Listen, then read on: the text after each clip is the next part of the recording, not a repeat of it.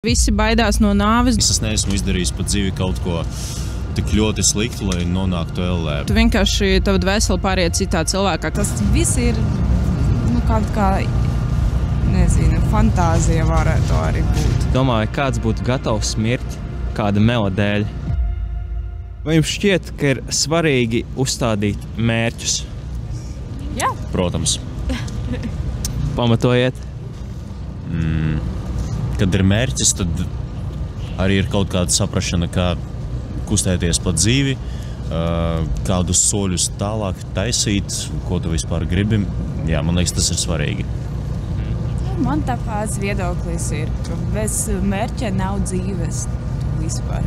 Es domāju, ka jā, jo man vienmēr bija tāds, es nezinu, kā moto pa dzīvi, ka nodzīvot tā dzīvi, lai tevi atcerētos. Un mērķis ir kā viens no, es nezinu, veidiem, kā to izdarīt, lai cilvēki tevi atcerās, lai pēc nāves tu, tā kā joprojām ir kāds, kas tevi atcerās, un es nezinu, tu dzīvo tālāk, jo, kad cilvēki tevi atcerās, tad, es nezinu, kā paskaidrot, bet tev dvēseli dzīvo tālāk. Tā kā cilvēku atmiņās, cilvēku vārdos, tāpēc jā.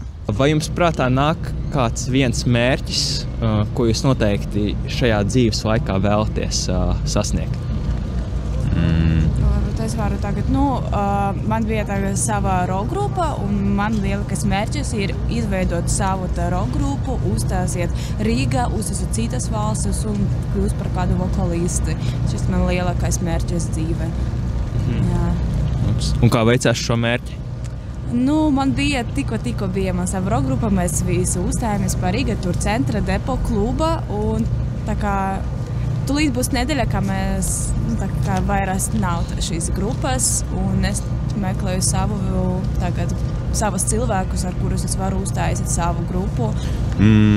Mans mērķis ir vairāk saistīts ar kaut kādu dzīves līmeni, kuru es gribu sasniegt, un, piemēram, tādas lietas kā darbs, tas ir vairāk ierocis, ar ko es gribētu šo mērķi saistīt, ar ko es gribētu šo mērķi sasniegt. Man ir mērķis izmainīt pasauli, lai cilvēki vairāk nedomā stereotipiski. Piemēram, man ir tetovējumi, un tie tetovējumi ļoti ietekmē man nākošo profesiju, jo es vēlos kļūt par skolotāju. Es vēlos, es visu dzīvi gribēju būt tetovējumos, rokas, izņemot seju. Un cilvēkiem tas ļoti patīk, jo viņi domā joprojām kā PSRS, ka ja tev ir tetovējumi, tu esi tur zeks kaut kāds, tu esi nenormālais. Tāpēc es gribu izmainīt pasauli tā, lai cilvēki aizmirst par to, un nav galvenais, kā tu izskaties, galvenais, kā tu izpildi savu darbu, un kā tu vispār, kāda tev ir attieksme pret dzīvi un pret cilvēkiem. Vai jūs uzskatāt, ka mērķiem ir vajadzīgs plāns, jo es zinu, ka viens slavens reperis teica, ka mērķi bez plāna kā bez rokturas kāpis. Tā interesanti izklausās. Vai jūs uzskatāt, ka ir vajadzīgs plāns mērķiem? Absolūti jā. Es domāju, ka nē, vienkārši visu laiku attīstās un kaut ko jaunu sevi atklāt, jaunus cilvēkus visu laiku, un jaunie cilvēki var tevi pievienot kaut kāda vēl darba, un visu laiku jūs ar viņu kusties un atklājas visa pasaulē ar jauniem cilvēkiem. Tā kā nevajag plānu, vajag jaunus cilvēkus visu laiku meklēt, un viņi tev var palīdzēt. Nolasīšu vienu tādu kvotu, var teikt, un varbūt jūs varat sniegt pēc tam savu viedokli, ko jūs domājat par šo. Ko tava roka spēja izdarīt, to dari ar visu spēku. Jo tur nebūs ne darba, ne domas, ne zināšanas, ne gudrības. Kāpā, kurp tu dodies? Kaut kā grūti savākt domas par šo kvotu. Jā, man liekas, galvenā ideja ir tāda, ka vajag paspēt visu izdarīt pa dzīvi, kamēr mums vēl ir spēks, kamēr mums vēl ir enerģija, kaut kādi resursi, ar ko palīdzību mēs varam kaut ko sasniegt.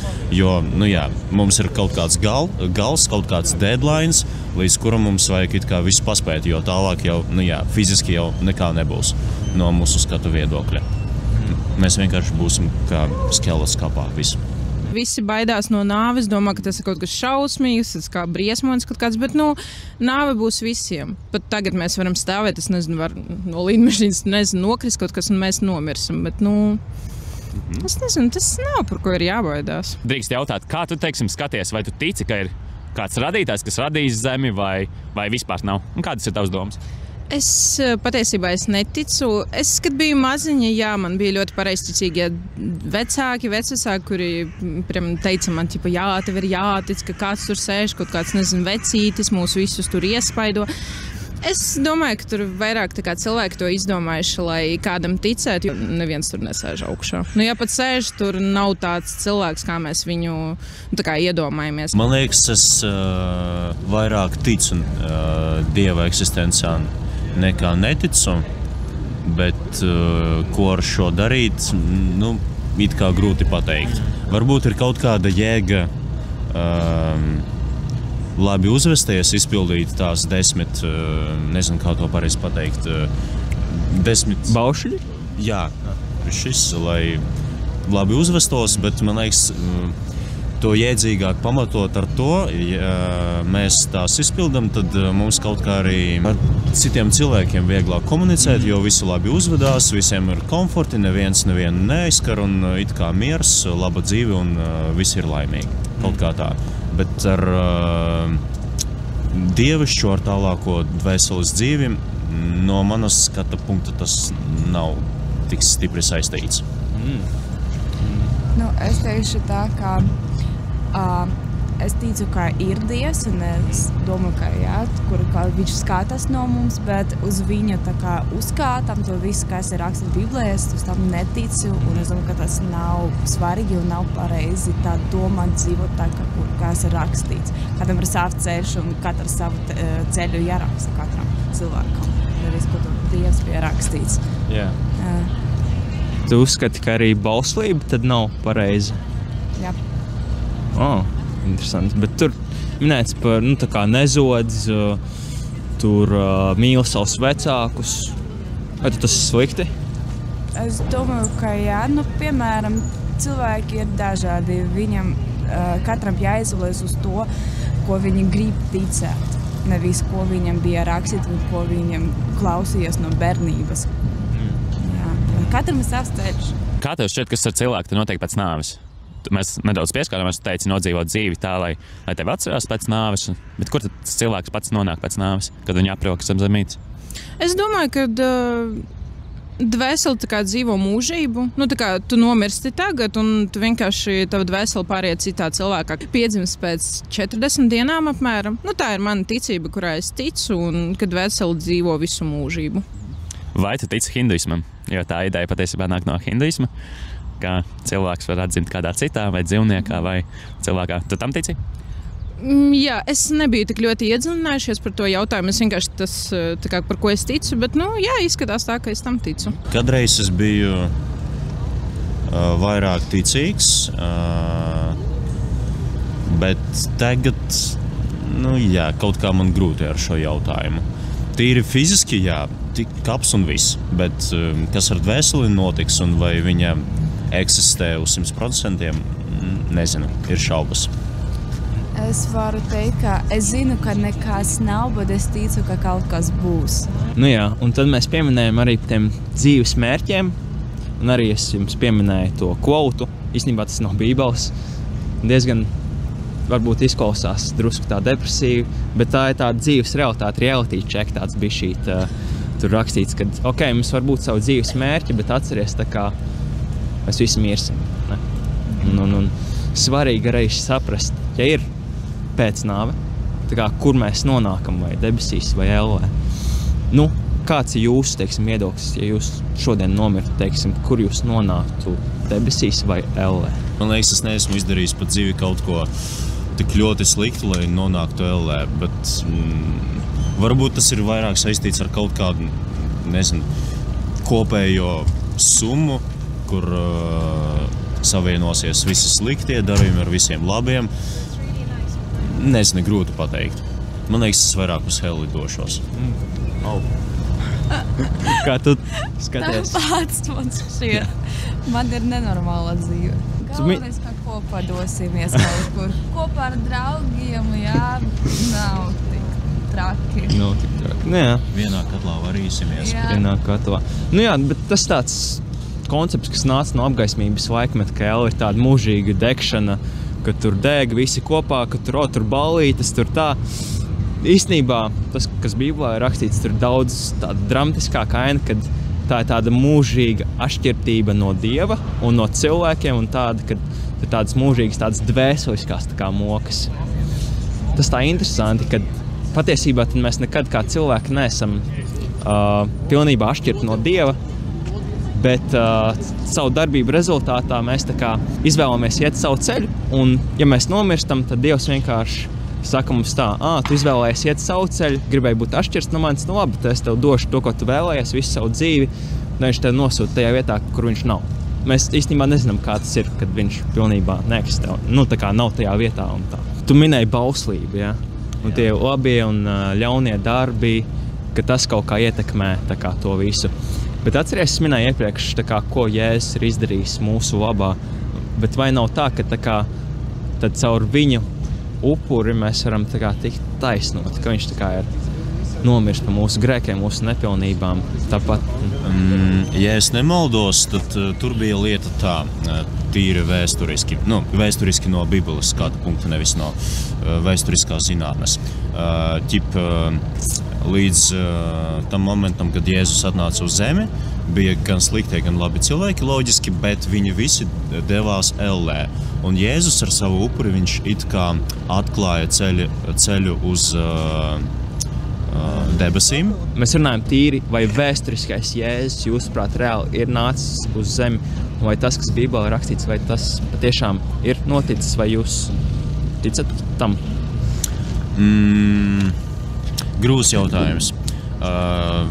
No vienas skata puses Bībeli, visas pārējās grāmatas, kuras ir uzrakstījuši apostoli, vai kā viņi pareizi saucās latviešu valodā, man liekas, to visu būtu ļoti grūti falsificēt. Ja pat Jēzus nebija kā dievišķā personība, tad viņu varētu salīdzināt ar kaut kādu ļoti harizmatisku līderi. Viņš vienkārši, piemēram, varēja piedzimst bioloģiskajā gaitā un vienkārši bija ļoti harizmatisks it kā savu ideju paplašinātājs, un no tā arī parādījās kristietība. Bet es arī nevaru pateikt ka viņš nepiedzima tajā ceļā, kas ir pastāstīts Bībelē, un ka viņš reāli varētu būt Dieva dēls. Un es vairāk domāju, ka viņš vienkārši kaut kur piedzima, bija harizmatisks līderis ar aktuālajiem tajā laikā idejām.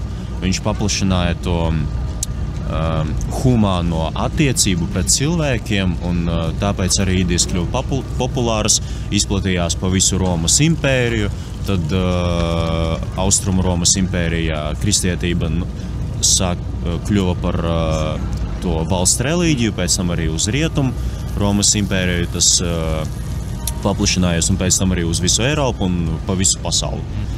Gan tas ir iespējams. Es tiešām tagad nezinu, ko izvēlēties. Tur tieši tas ticības jautājums, man liekas, nāk spēkā, kad Bībele ļoti akcentē, ka cilvēkam tā ticība nepieciešama.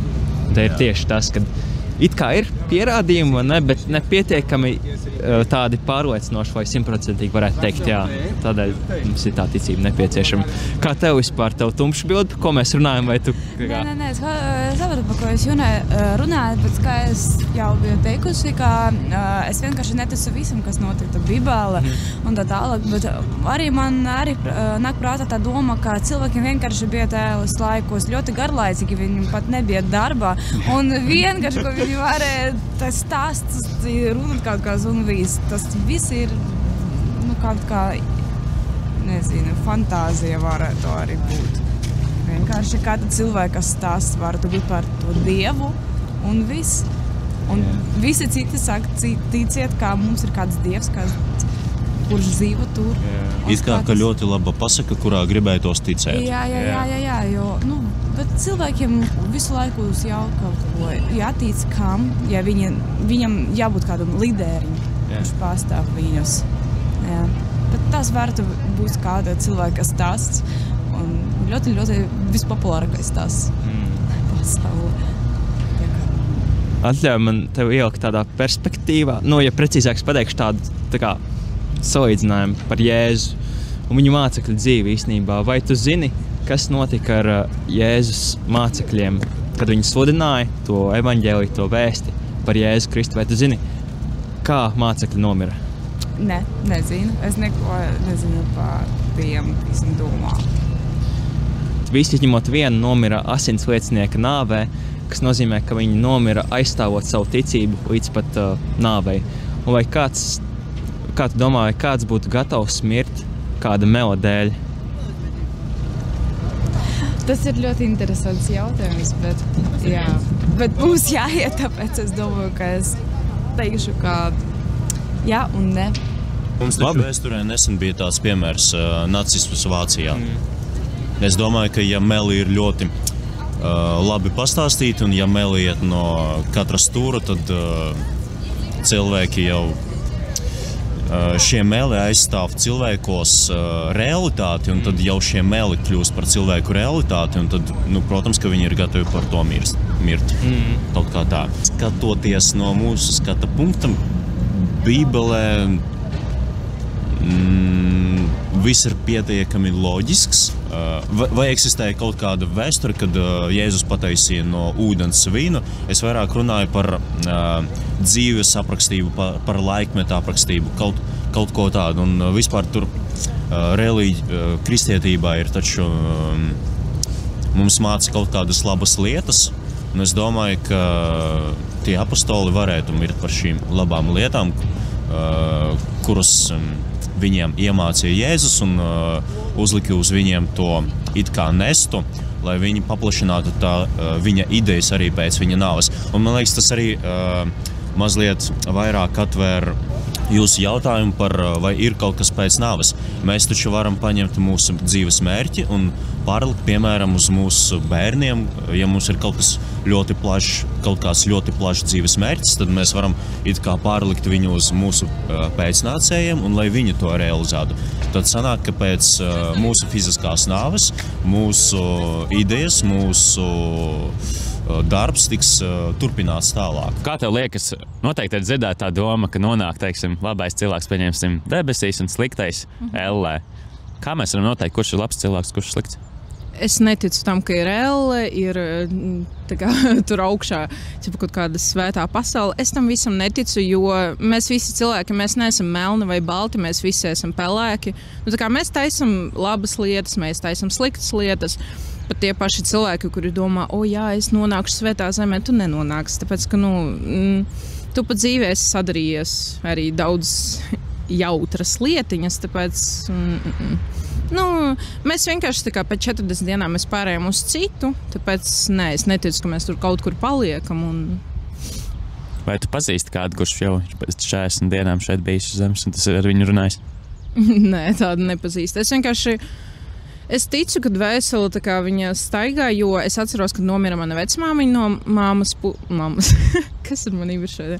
No mammas puses atceros, ka viņa, kad nomira, mums bija vienīgā bilde ar viņu, jo viņai nepatika bildēties, un tā bilde bija nolikta šitā, viņa nekā nevarēja nokrist, un stāvēja svecīt, tā kā piemiņa bija.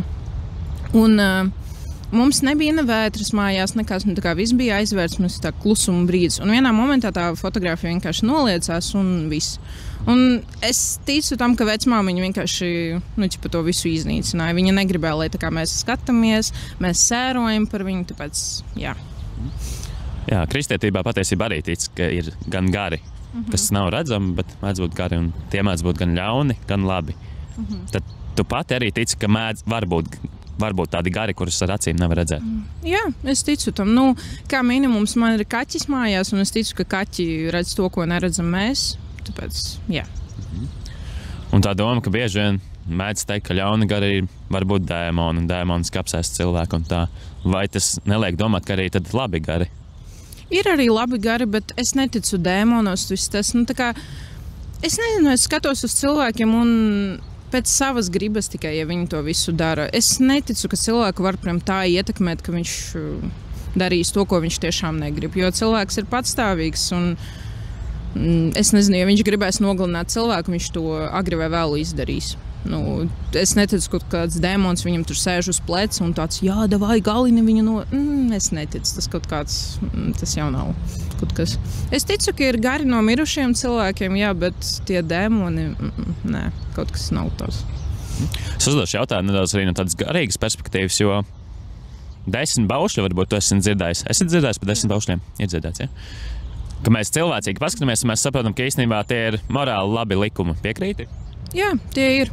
Tāpēc, ka, es nepateikšu tagad, kā es to saprotu, bet es ticu, ka viņi ir. Jā, tur, teiksim, minēts, tev nebūs zakt, un mēs zinām, ka zakt nav labas lietas, vai melot, teiksim, tu samelo par kādu svarīgu lietu, un tas nav nekas labs. Un kā tev šķiet, ja visi cilvēki ievēro to likumu, ko Dievs ir iedevis, jo viņš ir taisns Dievs, kā Bībele to atklāja, vai pasaule būtu labāka, ja tiešām visi cilvēki ievēro to likumu? Nē, tāpēc, ka nebūtu balanss pasaulē. Un tā kā, pat, piemēram, paņemsim to zakšanu. Nav jau vienmēr, ka cilvēks ir atkarīgs no naudas un viņam visu vajag to naudu.